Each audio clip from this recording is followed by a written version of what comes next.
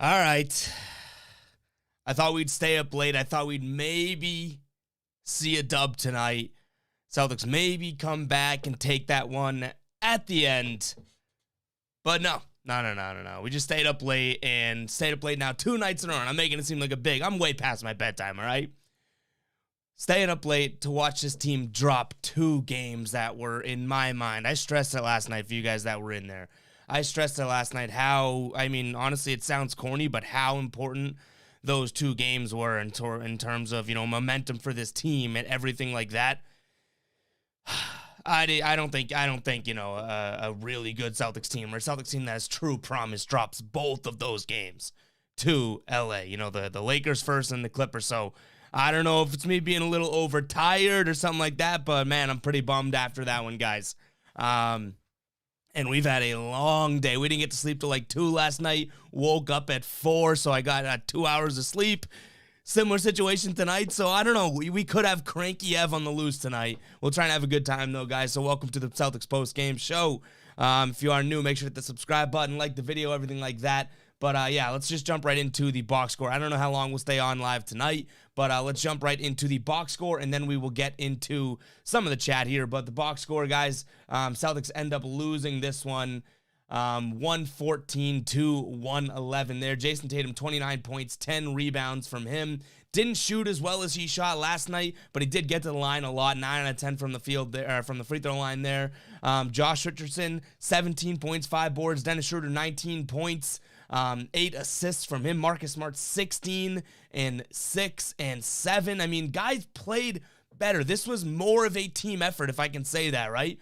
More of a team effort than we saw last night, but still a lot of sloppy basketball, like 22 turnovers. That isn't going to cut it. I mean, timely turnovers too. Still super, super frustrating. And then you see 20 from Marcus Morris Sr., shout out to Mook, 17 from Reggie Jackson, 15 from Luke Kennard, 10 from Zubac, 10 from Terrence Mann, and then whoever the hell Brandon Boston Jr. is, he just dropped 27 on your head. Having a guy named Brandon Boston Jr. drop 27 on your head is like him just walking over there and cracking an egg on your head. But let's get into some of the chat, guys. We see Steven saying endless pain. Gear says IDK, how to feel about this one. I'm less frustrated. This one, so this is how I'll say, this is how I feel about it, right? Last night, I was more mad at this team, right? Tonight, I'm now mad. Mad maybe is strong, whatever. I'm now disappointed. I'm not mad, I'm disappointed because it comes after yesterday as well. Like, you gotta bounce back. They talked about how they're going to bounce back. They talked about how, let's get this win tonight. We lost as an important win, blah, blah, blah, blah, blah. Well, what? You know what I mean? Like, you still don't go out and get this win. And again, I didn't even mention no Paul George on this team. Like, Brandon Boston Jr., BBJ, drops 27 on you. What are we doing? Steven saying, when Ime didn't start Tatum in the 4th, it told me all I needed to know. Should have just went to bed then. Yeah, I mean, there was times, I will say this, there were times in that 4th that I was like, oh, wow, no, this feels like a win. Like, when Marcus Smart makes that steal late, like, he just picks Reggie Jackson and everything like that. I'm like, okay, you know what? We're going to win this game. And then they go and do something stupid, or they miss a shot, or they get blocked, or, turnover, and it's like, I feel like we've seen the same song and dance. You know what I mean? Like, this Celtics team, that was a game where, I don't know, maybe I'm over-dramatizing this, right? Dramatizing, whatever the hell the word is. That was almost a game where that was a Celtics, a fake sort of, we're going to come back into this game. Because you're right, Steven, at multiple times in that game, even when they're pushing and even when they're coming back, you're kind of like, we've seen this before. Like, they're just going to come up and fall short, which sucks. Ubi says, gotta play the Kurt Angle theme song for the Celtics, because they say that could we have the victory music, which we haven't played in forever, at least in a couple games now, and maybe we do have to come up with some lost song to join to enter the stream here. Steven says, need to add a shooter at the deadline ASAP. Brown, Tatum, gotta get doubled to death with this spacing. Here's the thing too with that. How many times are we going to watch someone like Luke Kennard or someone like that play well against you before you think, oh, maybe we just want a shooter? You know what I mean? That's what's frustrating to me. It's like, it shouldn't be rocket science to begin with, but then you see guys like Luke Kennard, it's like he goes out there and has a good game against you, right? Like Luke Kennard comes off the bench, 15 points, 4 of 6 from 3. No one's sitting there going, oh, I wish we had a guy like that. And I've given the Celtics plenty of credit this offseason for addressing some of the issues they had. You know what I mean? Big men, bench, guard, whatever you want to say. Like, they at least made efforts there. They didn't make an effort to try and get a shooter. And if someone wants to say, oh, well, it's supposed to be Aaron Nesmith, well, don't play Aaron Nesmith 3 minutes. You know what I mean? If he's supposed to be a shooter, let him develop into it. Ubi says, we need to trade Rob. Our future at the center position can't be playing 20 minutes a night, get absolutely dominated by Zubac and Hartenstein.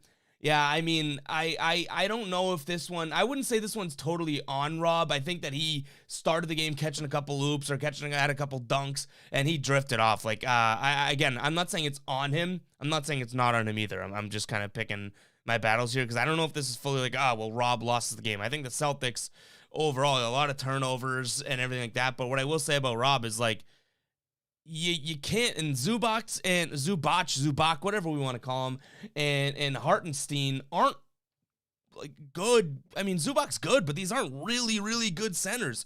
Robert Williams can't just get lost in the mix, and this is the second night of a back-to-back. He's the younger one compared to Al Horford, and he played almost 15 minutes less than him. Levi's saying, this team loves losing, such a disappointment. Tatum 2 of 7, are you freaking kidding me? Something needs to change immediately. Yeah, again, like last night, what did Tatum shoot? 8 threes, 7 threes, 5 of them hit. That's when I like him shooting 7 threes. He took a bunch tonight, 2 of 7. One of them, I will say this, was that heave at the end, so we got to give him that.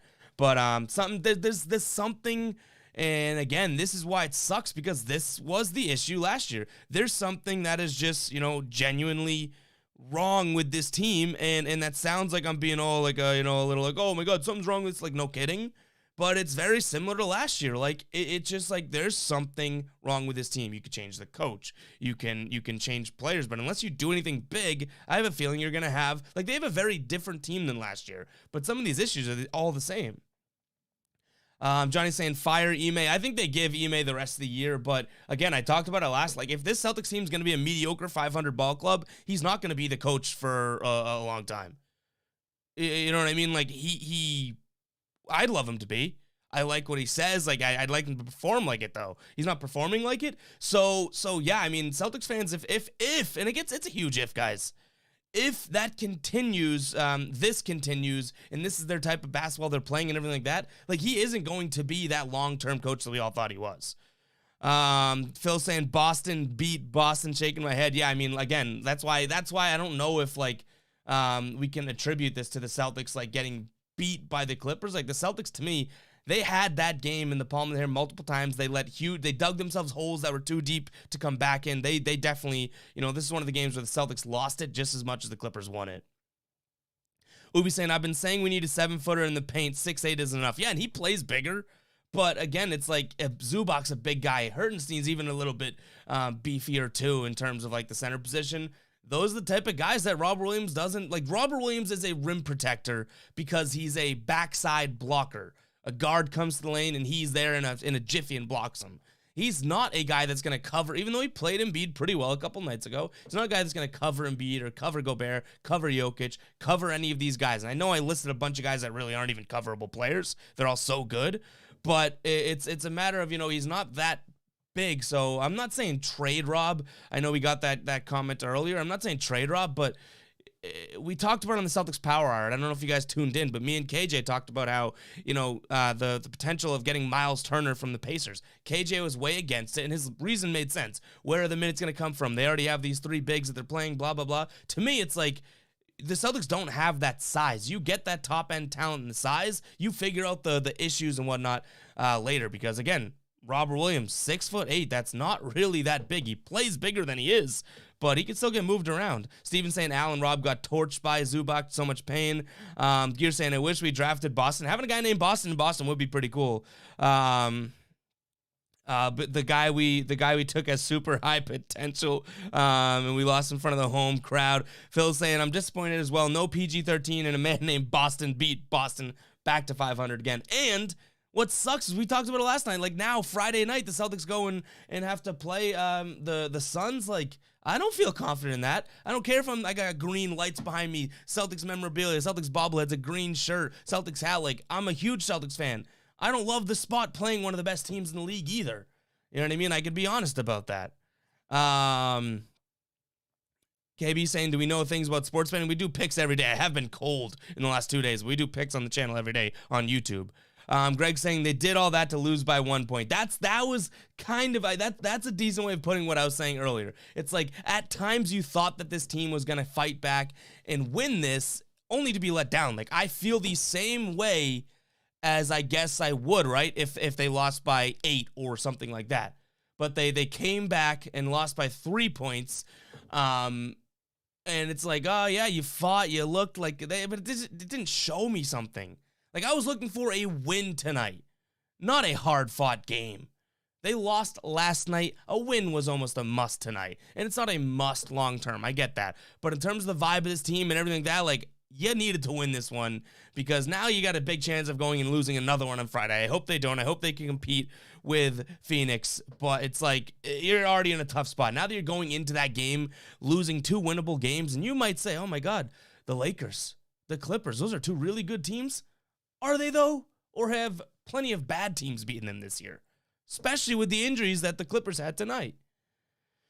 Levi said it would be different if he would show more emotion or get angry. Are we talking about Ime? Because again, what did I say last year for everyone that tuned in? I would be like, all Brad Stevens does is this during the game. This coach, Ime Udoka, was this firecracker in the offseason. Every game's a war to me. I want to go in there willing to fight. When I played on the, the Nigerian basketball team, we wanted to kill the other team. I love the fight that this team has, blah, blah. Like, no, you like standing there and going like this. He doesn't sit and cross his arms, but he stands there with his clipboard and he goes like this. You notice that? Like, that's his thing. He stands there, kind of looks at the top of his eyes, and just goes, I don't see him getting fiery. Sucks.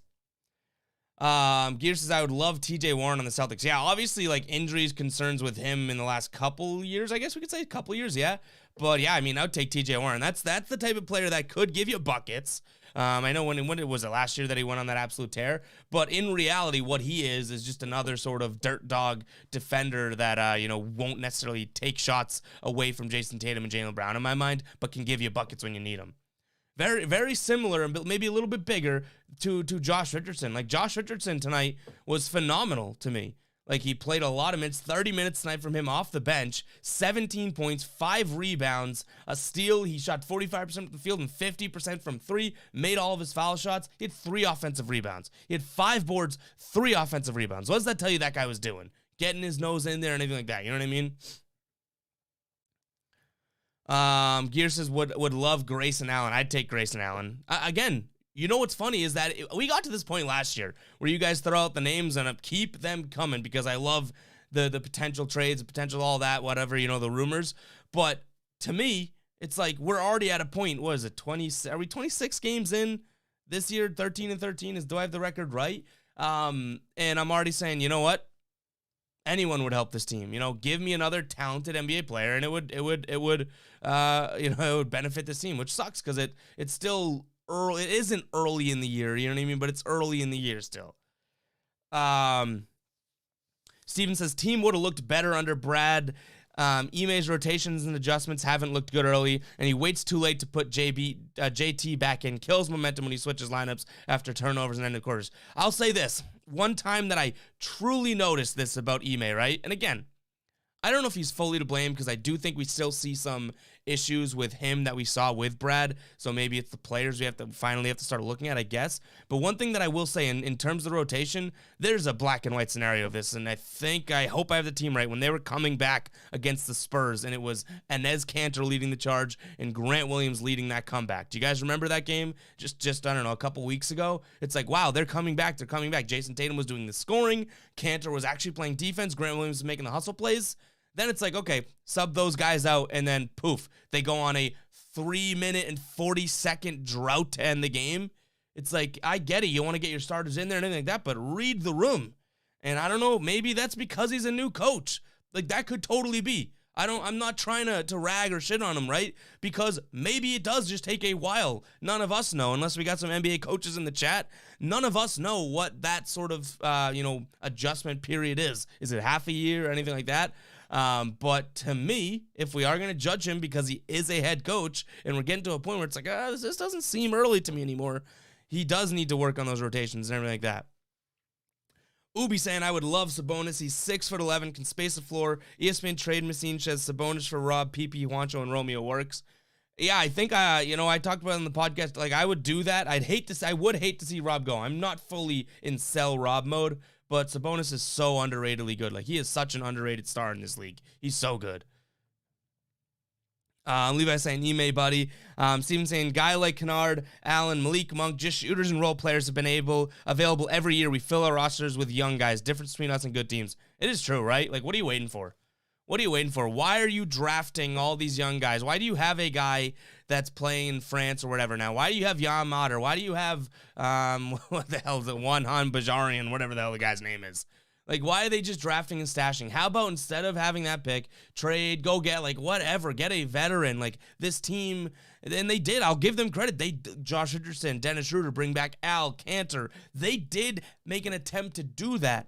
But it's like, what do you, okay, we checked that off 4 times. Richardson, Schroeder, Cantor, Horford, 2 of those guys already been on the team. Okay, that box is checked. Now we don't need to worry about that. No, like, those guys named here, Kennard, Allen, Malik Monk, like, those are all guys that would 1,000,000% help this team. I don't even know if you could argue that, right?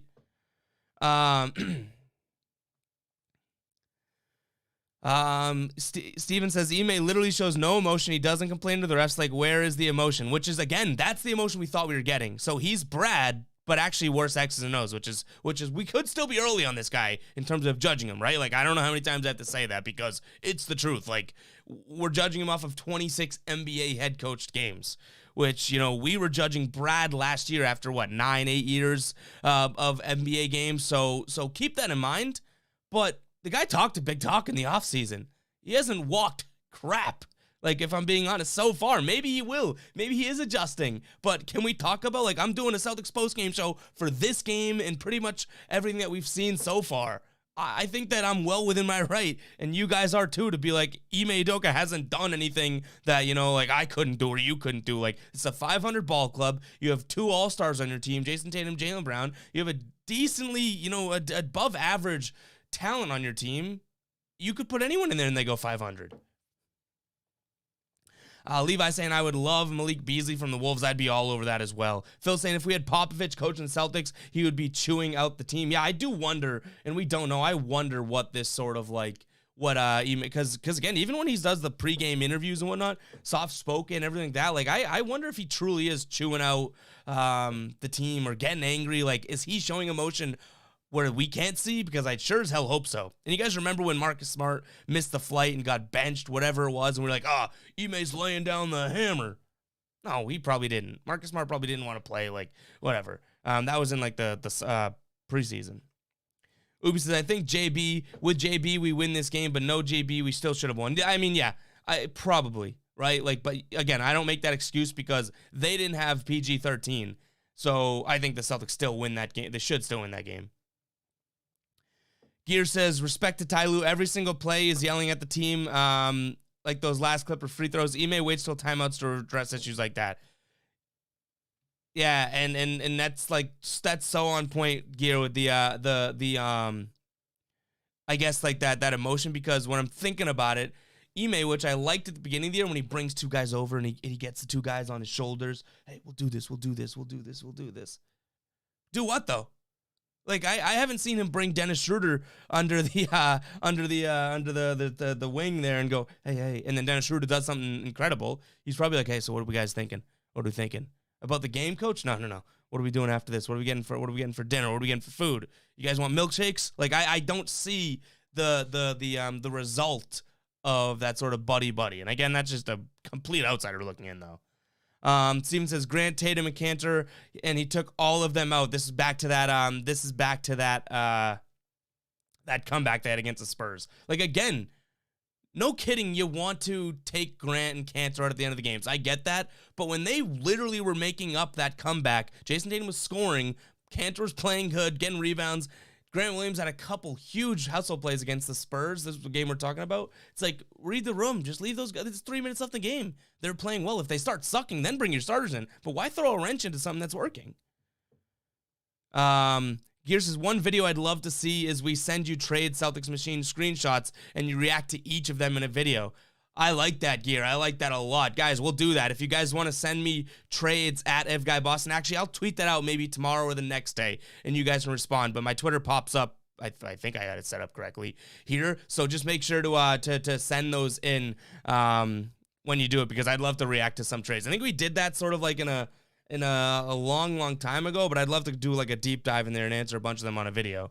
Levi saying Juancho should be frustrated, or I'd be mad. You're right. If I was Parker, Juancho, anything like that, I'd be very mad, because it's like I sit on this bench if I'm Juancho Hernangomez. If I'm Jabari Parker, I definitely think that too, I guess. But if I'm Juancho, I think that more so because they went out and traded for you and everything like that. It's like I sit there and I go, I think I could help this team. And I'm not saying that I'm a superstar, right? But like this team isn't playing that well. I think I could help them. Ubi says Garrison Matthews went 3 of 11 from 3. That's still 3 more than Neesmith, Pritchard, and Romeo this year combined. Gear saying Ime tells Tatum not to cry to the refs, and then he says he will handle it, but doesn't handle it. Yeah, literally. All right, we're gonna try and motor through some of these comments because I can't. The voice is fading. I'm getting tired here. Steven says Brad's problem was putting Tatum and Brown out there alone with bad players. I think Ime's rotations in generals are bad. Romeo comes in and produces, but he only played 11 minutes. Why? And that's the same thing with Neesmith too. And again, I'm not saying those guys came in and like played really, really well. But do you expect Aaron Neesmith to get better not playing? Like if you look into it, NBA teams, especially the Celtics with some of the crazy schedulings that they have, like they don't actually practice that much during the year. So how is a guy like him, especially when he's supposed to be the shooter and everything like that, like how's he supposed to get better? I don't know. Pritchard, like this guy played really well last year and now he just doesn't even play. Like how's he supposed to get better? And you can say, oh, well, we're going to trade them. Well, why is a team going to trade for Peyton Pritchard right now? Why is a team going to trade for Aaron Neesmith right now? They don't know what they're getting. They're not going to give you anything good in return. And if you're going to be a 500 ball club, play some of the young guys, because either trade value goes up or they start playing well, and you're like, okay, now we have a guy that we can play in the future. Sports guys saying this is going to be a long season. This team's not even decent to be over 500. Really think we won't make the playoffs. I don't know. I think that there's so much parity in the East right now that they do have a strong chance of still making the playoffs, but playoff push is way different. Or playoff dive, or you don't know what I'm saying. Like you guys get what I mean. Like going deep in the playoffs, playoff plunge. That I don't know if is on the table. Like if they play like this, they'll get beat by some of these teams in a 7-game series, which sucks. Steven saying another problem, Tatum's still getting fouls. Don't want him to complain, but Ime doesn't say shit. Look at all the other coaches in the league, and they give the rest hell about that. Nick Nurse. People can say what they want about Nick Nurse, but holy crap, he hounds refs. Look at that playoff series that they, if you don't watch much Raptors games outside when they play the Celtics, that playoff series a couple of years ago, like Nick Nurse pretty much changed that series and got more calls for his team because he was just constantly hounding the refs. You could be like, refs don't care about that. Refs have ears. Refs are human. They'll subconsciously just start to call more fouls if someone's in their ear constantly. Nick Nurse is halfway out on the court yelling and everything like that. Man, I wish, and that's what I asked for. Like, Brad Stevens and Nick Nurse, have a kid and make him a coach, because that's a good coach. You thought you might be getting that Udoka, a smart guy, everyone high praise about him, but he likes to go in there with that emotion and defensive attitude. Like, we haven't seen that at all. No emotion. Let's see. Sports guy saying Celtics aren't going to be good for a while. Times we look good, times we don't. That's what it is. It's super, super inconsistent. You're seeing, when do you see the Celtics making it back to the finals? Oh my God, I don't even know. Like, that is so far from my brain. Like, and it should be from you and everyone else in the chat too, because this team just 2 years ago, so close to making the finals. Now, oh my God. I couldn't imagine. Like, I literally can't imagine them in the finals. Beating Milwaukee, beating the Nets, easily beating the Bulls in 7-8. Like, this team, man, this team.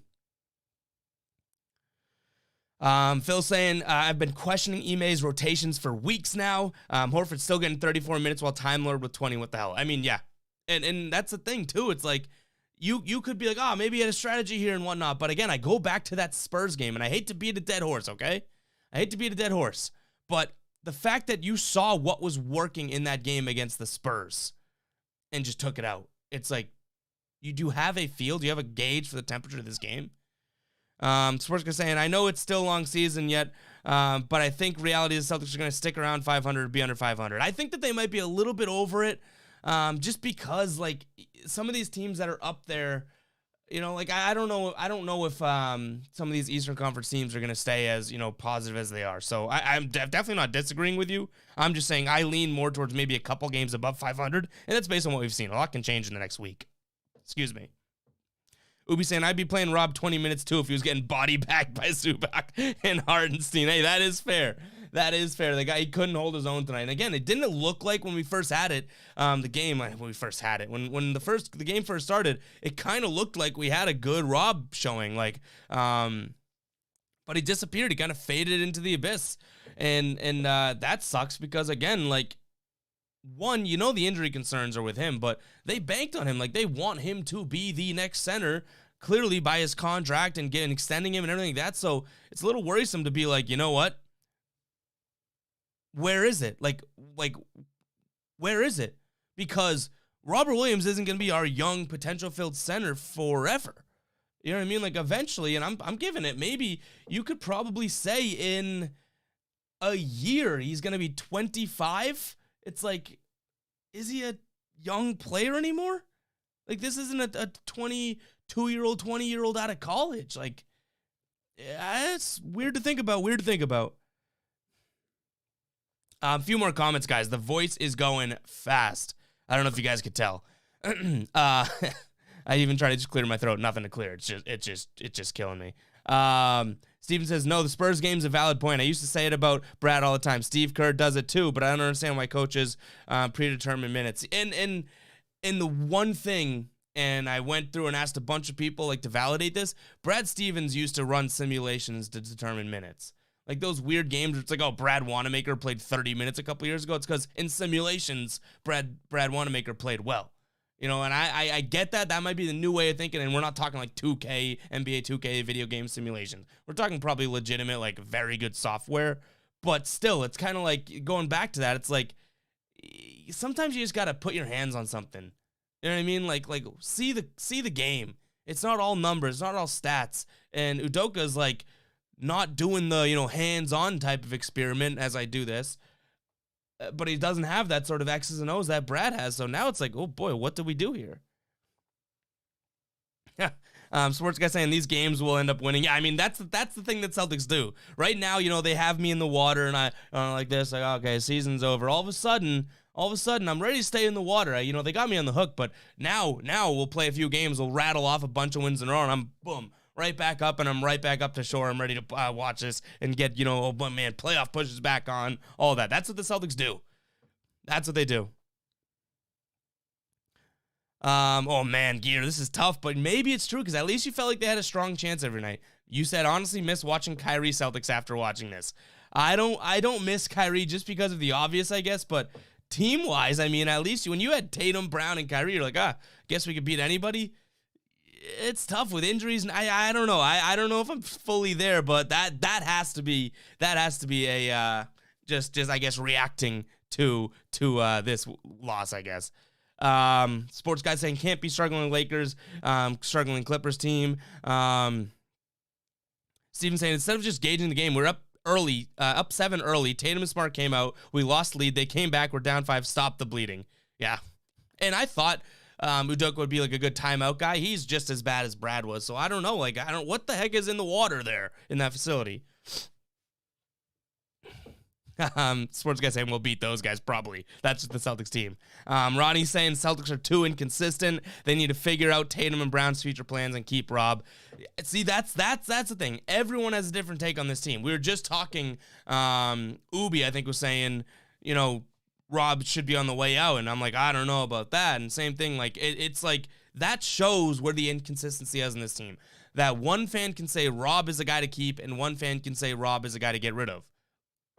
Both valid points, but it's like that show, like there's no clear direction of this team. If some people are like, oh, I don't like how Rob played, and some people are like, I do like how Rob played. It goes back to the entire vibe of this inconsistency.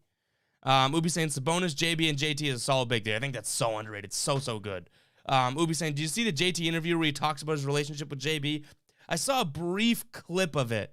What was the gist of it, Ubi? Because I saw a clip of it. I don't know if I got to listen to the whole thing. Phil says, Ev, who would you want to see the Celtics get, Sabonis or Turner? Well, if it didn't cost Jaylen Brown either way, which I don't think it should, definitely for Turner, but I did see some stupid tweets about Jaylen for Sabonis, I would go for Sabonis. I think you'd probably have to give up Rob for him, which is so, like, I don't necessarily want to do that, but Sabonis is really good. But if you can get Turner at a discount, you know, maybe like a Langford, couple cap fillers or whatever, and get Miles Turner, like, I'm all in on that. You know, he's still young, leads the league in blocks, shooting like 40% this year, 38%, 39%, whatever it is. So I guess to answer that, Phil, is Sabonis would be the dream, but you'd have to be giving up more, for sure.